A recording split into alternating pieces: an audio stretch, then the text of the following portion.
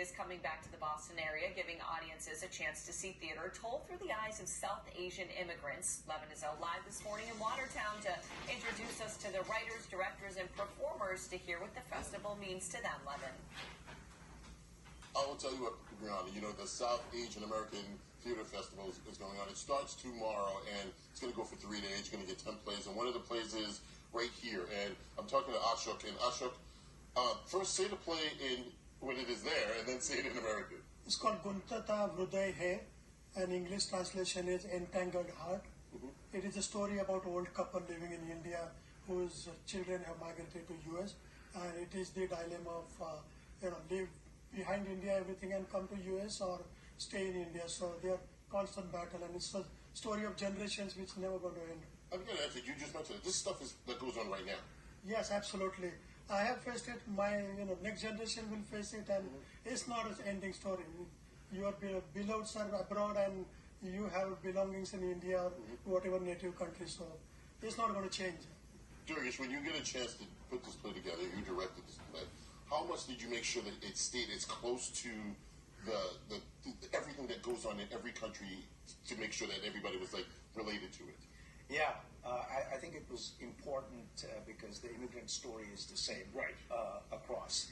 And so it was important to get the right actors and also consult with the writer to make sure that we have universal themes, such as the friend circle, your comfort zone, the fear of the unknown.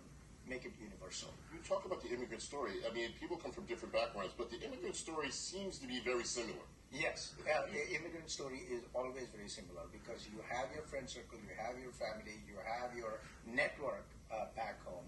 There's a language barrier often times, and then when you come here, you're starting from scratch. That's a universal story, especially as you get older. Ivanka, as you were writing this, you were the one, the writer on this. How was it for you to write it? Did you write from personal experience? I would say that came naturally because I'm living through the same phase right now. And I meet people who have been through this phase, who have spent years in this, living in this phase. So I was able to get their inputs as well. So I would say it came naturally. I would say this, you're one of the faces on this, and so is Durgesh, and so is Ashok. But at the same time, you're writing. So was there a point where you were like, hey, you're saying my words wrong? I don't know what you guys are doing, but that's not how I wrote it. Well, that's a good question. And I was actually fortunate to have worked with Durgesh and Ashok because their experience exceeds far beyond what I've experienced because I've been in the US for just 7 years. Right. So actually, in this case, it was beneficial for me to learn from their experiences and mold the script in that way. So it was very collaborative. I was going to say, Ashok, what is it like to go through this and when it's done, know that people who are coming from, Southeast Asia, South Asia, and they get a chance to say, you know what, that's something I can connect with, that's something I understand, that you're kind of showing them a way that this happens to everybody.